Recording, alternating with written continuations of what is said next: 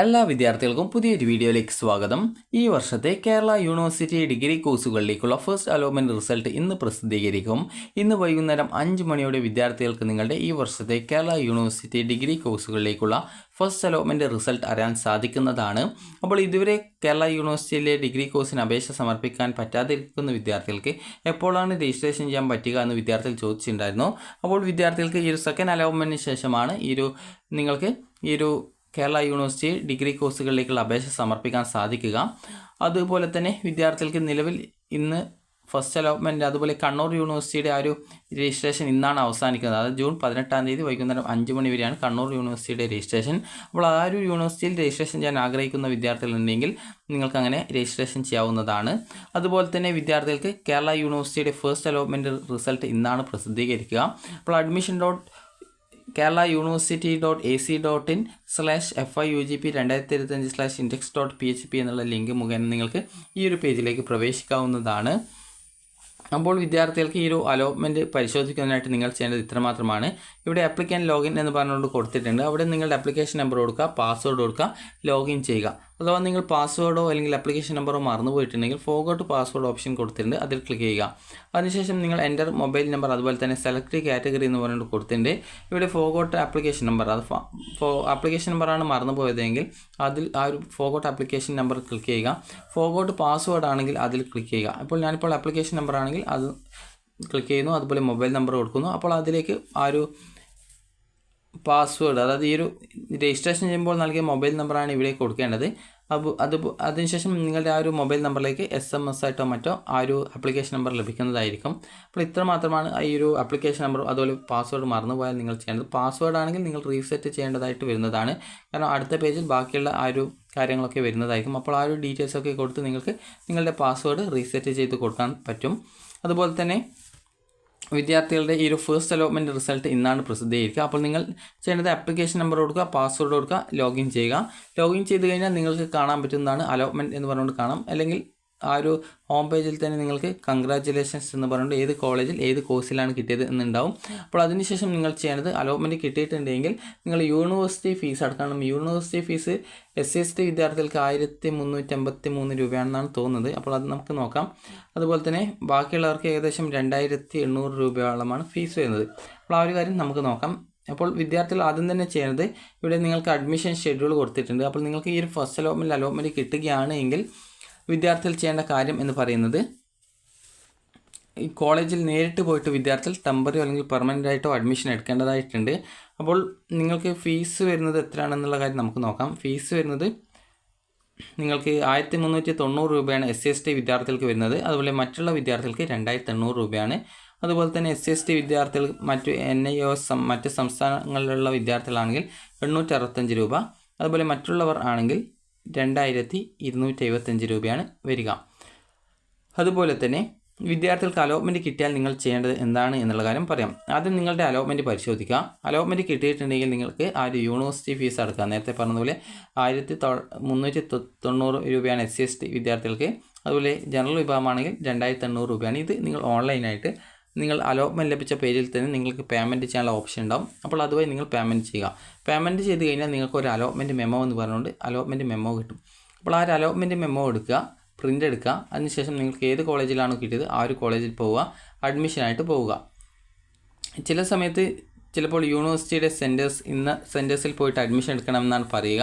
അപ്പോൾ അങ്ങനെയെങ്കിൽ ആ ഒരു സെൻറ്ററിൽ പോയിട്ട് നിങ്ങൾ അഡ്മിഷൻ നേടുകയാണ് ചെയ്യേണ്ടി വരിക. അതുപോലെ തന്നെ അതിനുശേഷം നിങ്ങൾ ചെയ്യേണ്ടത് കോളേജിൽ നിങ്ങൾ ടെമ്പററി അഡ്മിഷനാണ് എടുക്കുന്നതെങ്കിൽ ഫീസൊന്നും കൊടുക്കേണ്ടതില്ല. നിങ്ങൾ സർട്ടിഫിക്കറ്റ് മാത്രം കൊടുത്താൽ മതി. അത് വെരിഫൈ ചെയ്ത ശേഷം നിങ്ങൾക്ക് ചിലപ്പോൾ തിരിച്ചു തരും. അതല്ലെങ്കിൽ കോളേജിൽ തന്നെ സൂക്ഷിക്കാനാണ് സാധ്യതയുള്ളത്. അതുപോലെ തന്നെ പെർമനൻ്റ് അഡ്മിഷനാണ് എടുക്കുന്നതെങ്കിൽ വിദ്യാർത്ഥികൾക്ക് നിങ്ങളുടെ ആ ഒരു കോളേജിലെ ഫീസും അടക്കണം. അതുപോലെ തന്നെ നിങ്ങളുടെ ആ ഒരു ഡോക്യുമെൻറ്റ്സും കാര്യങ്ങളൊക്കെ കോളേജിൽ കൊടുക്കേണ്ടതായിട്ടും ഉണ്ട്. അപ്പോൾ ഇനി വിദ്യാർത്ഥികൾ ചോദിക്കുന്ന പ്രധാനപ്പെട്ട കാര്യമാണ്, അപ്പോൾ എനിക്ക് ആ ഒരു ഇപ്പോൾ കിട്ടിയ ഓപ്ഷൻ തന്നെ മതി, അല്ലെങ്കിൽ കിട്ടിയ ഓപ്ഷൻ ഇഷ്ടപ്പെട്ടിട്ടില്ല, അപ്പോൾ എന്താണ് ചെയ്യേണ്ടത് എന്നുള്ളത്.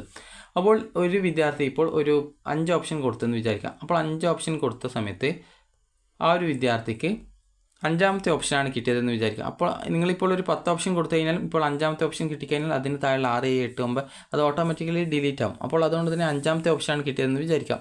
അപ്പോൾ അങ്ങനെ കിട്ടിയിട്ടുള്ള വിദ്യാർത്ഥികൾക്ക് അപ്പോൾ ആ ഒരു സീറ്റിൽ നിങ്ങൾ പോയിട്ട് ആ ഒരു സീറ്റ് നിങ്ങൾക്ക് ഇഷ്ടപ്പെട്ടിട്ടില്ല എന്ന് വിചാരിക്കുക. ഇഷ്ടപ്പെട്ടിട്ടില്ല എങ്കിൽ നിങ്ങൾ ചെയ്യുന്നത് ടെമ്പററി അഡ്മിഷൻ എടുക്കുക. കാരണം ടെമ്പററി അഡ്മിഷൻ എടുത്തിട്ടില്ല എങ്കിൽ പിന്നീട് സെക്കൻഡ് അലോട്ട്മെൻറ്റിൽ നിങ്ങളെ പരിഗണിക്കില്ല എന്നാണ്. പിന്നീട് സപ്ലിമെൻ്ററി ഘട്ടത്തിൽ പരിഗണിക്കും, എന്നാൽ സെക്കൻഡ് അലോട്ട്മെൻറ്റിൽ പരിഗണിക്കില്ല എന്നുള്ളതാണ്. അപ്പോൾ അങ്ങനെ ഒരു കാര്യമുണ്ട്. അതുപോലെ തന്നെ നിങ്ങൾക്കിപ്പോൾ ഈ ഒരു കിട്ടിയ സീറ്റ് തന്നെ മതി എന്നാണെങ്കിൽ, അതായത് ഈ ഒരു സീറ്റ് തന്നെ മതി എന്നാണെങ്കിൽ നിങ്ങൾക്ക് അവിടെ പെർമനൻറ്റ് അഡ്മിഷൻ എടുക്കാം. അതുപോലെ തന്നെ ഹയർ ഓപ്ഷൻസ് റദ്ദ് ചെയ്ത് കൊടുക്കുകയും ചെയ്യാവുന്നതാണ്. ഇനി അതേസമയം നിങ്ങൾക്ക് കിട്ടിയിട്ടുള്ള ഓപ്ഷൻ താല്പര്യമില്ല എന്നാണെങ്കിൽ നിങ്ങൾക്ക് ഇവിടെ ടെമ്പററി അഡ്മിഷൻ നേടാം. അടുത്ത സെക്കൻഡ് അലോട്ട്മെൻറ്റ് വരുന്ന സമയത്ത് നിങ്ങൾക്ക് വേറെ എവിടെയെങ്കിലും കിട്ടുകയാണെങ്കിൽ നിങ്ങൾക്ക് അങ്ങോട്ടേക്ക് മാറാവുന്നതാണ്. അപ്പോൾ അങ്ങനെ നിങ്ങൾക്കിപ്പോൾ ഒരു ഉദാഹരണത്തിന് സെക്കൻഡ് അലോട്ട്മെൻറ്റ് മൂന്നാമത്തെ ഓപ്ഷൻ കിട്ടിയാൽ നിങ്ങൾ ഇങ്ങോട്ടേക്ക് നിർബന്ധമായിട്ട് മാറേണ്ടതായിട്ട് വരും. അപ്പോൾ ഈ ഒരു രീതിയിലാണ് ഇതിൻ്റെ അലോട്ട്മെൻറ്റ് പ്രോസസ്സ് വരുന്നത്. അതായത് ഫസ്റ്റ് അലോട്ട്മെൻറ്റ് കിട്ടാത്ത വിദ്യാർത്ഥികൾ സെക്കൻഡ് അലോട്ട്മെൻറ്റിന് വെയിറ്റ് ചെയ്യുക. അലോട്ട്മെൻറ്റ് കിട്ടിയ വിദ്യാർത്ഥികൾ ഒന്നുകിൽ ഫസ്റ്റ് ഓപ്ഷനാണ് നിങ്ങൾക്ക് കിട്ടുന്നതെങ്കിൽ പെർമനൻറ്റ് അഡ്മിഷനും, ബാക്കി ഏതെങ്കിലും ഓപ്ഷനാണ് കിട്ടുന്നതെങ്കിൽ നിങ്ങൾക്ക് ടെമ്പററി അഡ്മിഷൻ നേടാം. അതുപോലെ തന്നെ വിദ്യാർത്ഥികൾക്ക് ടെമ്പററി അഡ്മിഷന് ഫീസും കാര്യങ്ങളൊന്നും കൊടുക്കേണ്ടതില്ല. നിങ്ങൾ ജസ്റ്റ് ഡോക്യുമെൻറ്റ്സ് അതുപോലെ തന്നെ അലോട്ട്മെൻറ്റ് മെമ്മോ എടുത്തുകൊണ്ട് കോളേജിൽ പോയിട്ട് നിങ്ങൾക്ക് ടെമ്പററി അഡ്മിഷൻ എടുത്താൽ മതി. പെർമനൻറ്റ് അഡ്മിഷൻ ആണെങ്കിൽ കോളേജിൽ അഡ്മിഷൻ ടൈമിൽ അടക്കേണ്ട ഫീസും കാര്യങ്ങളൊക്കെ കൃത്യമായിട്ട് നിങ്ങൾ കോളേജിൽ അന്വേഷിച്ച് പോയിട്ട് വേണം അഡ്മിഷൻ എടുക്കാനായിട്ട്. കാരണം നിങ്ങൾക്ക് കിട്ടിയ കോഴ്സ് അനുസരിച്ച് എത്ര രൂപയാണ് ഫീസ് വരിക എന്നുള്ള കാര്യങ്ങളൊക്കെ കൃത്യമായിട്ട് നിങ്ങൾ ചോദിച്ച് മനസ്സിലാക്കേണ്ടതാണ്. കാരണം ഗവൺമെൻറ് എയ്ഡഡ് അതുപോലെ സെൽഫ് ഫിനാൻസ് കോളേജുകളുണ്ടാകും. അപ്പോൾ ഈ ഒരു കോളേജുകളിലൊക്കെ ഫീസിൽ നല്ല രീതിയിൽ വ്യത്യാസം ഉണ്ടാവും. ഗവൺമെൻറ് കോളേജിൽ ഫീസ് വളരെ കുറവായിരിക്കും, എന്നാൽ സെൽഫ് ഫിനാൻസിലും അതുപോലെ എയ്ഡഡ് കോളേജുകളിലെ സെൽഫ് ഫിനാൻസ് കോഴ്സുകളും ഫീസ് കൂടുതലായിരിക്കും. അപ്പോൾ അതുകൊണ്ട് തന്നെ നിങ്ങൾ ആ ഒരു കാര്യങ്ങൾ ശ്രദ്ധിക്കുക. അപ്പോൾ നിങ്ങൾക്ക് ഇനി ഈ ഒരു നിർദ്ദേശങ്ങൾ നമുക്ക് നോക്കാം. നിങ്ങൾക്ക് ഈ ഒരു അലോട്ട്മെൻറ്റ് കിട്ടുകയാണെങ്കിൽ 19, 20, 21, 23 തീയതികളായിട്ടാണ് നിങ്ങൾ പോയിട്ട് അഡ്മിഷൻ എടുക്കേണ്ടത്. അതുപോലെ തന്നെ അതിനുശേഷം നിങ്ങൾക്ക് ട്രയൽ അലോട്ട്മെൻറ്റ് പ്രസിദ്ധീകരിച്ചതിന് ശേഷം വിദ്യാർത്ഥികൾക്ക് ആവശ്യമെങ്കിൽ 17/6/2025 വരെ പ്രൊഫൈലിൽ മാറ്റങ്ങൾ വരുത്താവുന്നതാണ് എന്ന് പറഞ്ഞിട്ടുണ്ട്. അപ്പോൾ ഇത് നിങ്ങൾ കൃത്യമായിട്ട് മാറ്റം വരുത്തിയിട്ടുണ്ടാവും. അതുപോലെ തന്നെ അലോട്ട്മെൻറ്റ് ലഭിക്കുന്ന വിദ്യാർത്ഥികൾ നിശ്ചിത സമയത്തിനുള്ളിൽ തന്നെ സർവകലാശാല ഫീസ് പ്രൊഫൈൽ വഴി ഓൺലൈനായിട്ട്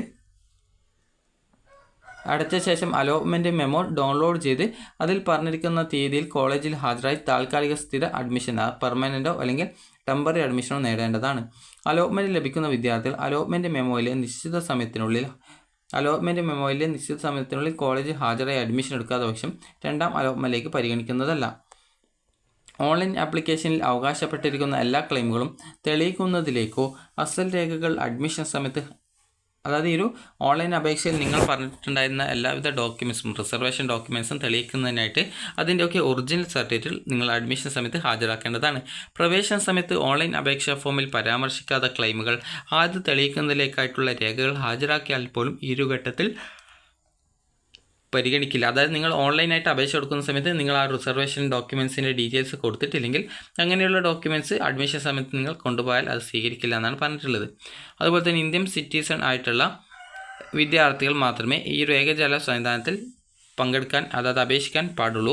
OCI കാർഡ് ഉള്ളവരോ വിദേശ വിദ്യാർത്ഥികളോ ഈ ഒരു ഏകജാല സംവിധാനമായി അപേക്ഷിക്കാൻ പാടുള്ളതല്ല. ഇത്തരം വിദ്യാർത്ഥികൾക്ക് സർവകലാശാലയിലെ സെൻറ്റർ ഫോർ ഗ്ലോബൽ അക്കാദമിക് വിഭാഗമായിട്ട് ബന്ധപ്പെടാവുന്നതാണ്. അതായത് ഇന്ത്യൻ വിദ്യാർത്ഥികൾക്ക് മാത്രമാണ് ഇതിന് അപേക്ഷിക്കാനായിട്ട് പറ്റുള്ളൂ എന്നാണ് പറഞ്ഞിട്ടുള്ളത്. അപ്പോൾ ഇത്രയുമാണ് ഇതിൽ പറഞ്ഞിട്ടുള്ളത്. അതുപോലെ തന്നെ ഇവിടെ മറ്റ് കോഴ്സുകളുടെ ഷെഡ്യൂൾ കൂടി കൊടുത്തിട്ടുണ്ട്. BA മ്യൂസിക്, അതുപോലെ തന്നെ BPA, അതുപോലെ വിവിധ കോഴ്സുകളുടെ ആ ഒരു ഷെഡ്യൂൾ കൊടുത്തിട്ടുണ്ട്. അപ്പോൾ നിങ്ങൾക്ക് കൃത്യമായിട്ട് അതിൻ്റെ ഷെഡ്യൂളും കാര്യങ്ങളൊക്കെ കൃത്യമായിട്ട് നിങ്ങൾ ഡൗൺലോഡ് ചെയ്തെടുക്കുക. അതായത് BPA മ്യൂസിക് എന്നാണ് പറഞ്ഞിട്ടുള്ളത്. അപ്പോൾ ഇത് ഏതാണെന്ന് ചോദിച്ചാൽ BPA കോഴ്സിൻ Shri Swathi Thirunal college of music, അതായത് ആ ഒരു കോളേജിലെ ഒരു മ്യൂസിക് കോളേജിലെ ആ ഒരു ഷെഡ്യൂളാണ്, അതായത് അഡ്മിഷൻ ഷെഡ്യൂളാണ് ഇവിടെ കൊടുത്തിട്ടുള്ളത്. അതുപോലെ തന്നെ ഈ ഒരു അതായത് BA മ്യൂസിക് കോഴ്സിൻ്റേത് കൊടുത്തിട്ടുണ്ട്. BA മ്യൂസിക് കോഴ്സിൻ്റേത് ഷെഡ്യൂൾ ഇവിടെ കൊടുത്തിട്ടുണ്ട്. അപ്പോൾ ആ ഒരു ഷെഡ്യൂളും കാര്യങ്ങളൊക്കെ കൃത്യമായിട്ട് നിങ്ങൾ നോക്കുക.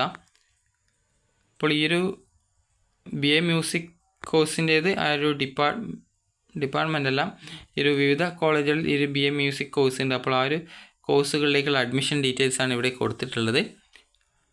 അപ്പോൾ ഈ ഒരു ഇത് നിങ്ങൾക്ക് നിങ്ങളുടെ അലോട്ട്മെൻറ്റ്, അതായത് ഇന്ന് വൈകുന്നേരം നിങ്ങൾക്ക് പരിശോധിക്കാവുന്നതും, അലോട്ട്മെൻറ്റ് കിട്ടുകയാണെങ്കിൽ നിങ്ങൾ ആ ഒരു യൂണിവേഴ്സിറ്റി ഫീസ് അടച്ചുകൊണ്ട് നിങ്ങളുടെ സീറ്റ് കൺഫേം ചെയ്ത ശേഷം നിങ്ങൾ കോളേജിൽ പോയിട്ട് ആവശ്യമായിട്ടുള്ള ഡോക്യുമെൻറ്റ്സ് ഒക്കെ എടുത്ത് നിങ്ങൾക്കൊന്നുകിൽ ടെമ്പററി അഡ്മിഷൻ എടുക്കാം, അതല്ലെങ്കിൽ പെർമനൻറ്റ് അഡ്മിഷൻ എടുക്കാവുന്നതാണ്.